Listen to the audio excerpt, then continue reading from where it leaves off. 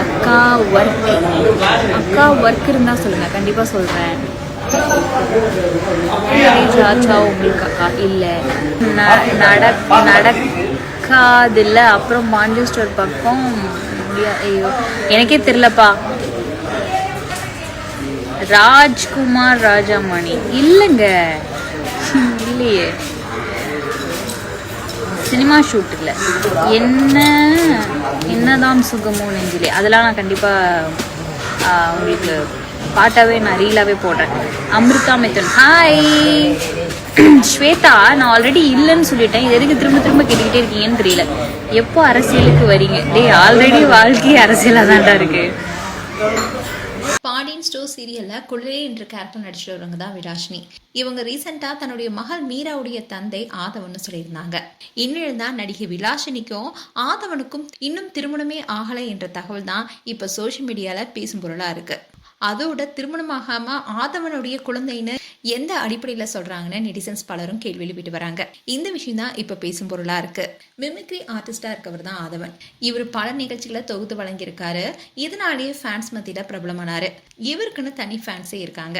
ஆதவனுக்கும் dubbing ஆர்டிஸ்டும் நடிகையுமான விலாஷினிக்கும் திருமணம் ஆகிவிட்டதா social மீடியால கடந்த சில மாதங்களுக்கு முன்னாடி ஒரு செய்தி வெளியானுச்சு.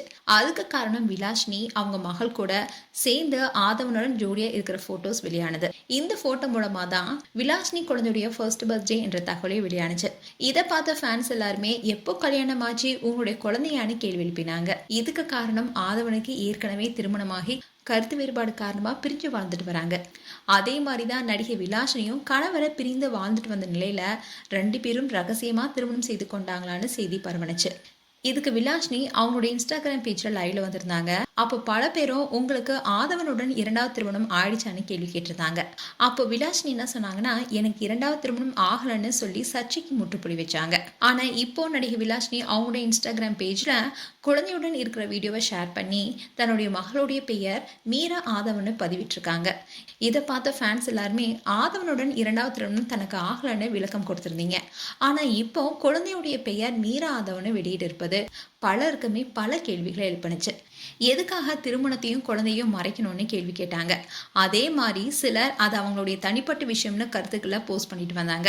அதே மாதிரி இன்னொரு தரப்பினர் என்ன சொல்றாங்கன்னா, விலாஷினி தன்னுடைய மகள் மீரா ஆதவனுடைய குழந்தை தானே வெளிப்படையா சொல்லும் போது ஏன் ஆதவனுடன் தனக்கு 2வது திருமணம் ஆயிடுச்சுன்றத வெளிப்படையா சொல்ல மாட்டேங்கிறாங்க, எதுக்காக மறுத்தாங்க? ஒருவேளை இவங்க 2 பேரும் திருமணமாகாம ரிலேஷன்ஷிப்ல தான் இருக்காங்களா என்ற கேள்விகளை கேட்டுட்டு வராங்க. ஆனா இது வரைக்கும் விலாஷினி இது குறித்து விளக்கம் கொடுக்கவே இல்லை.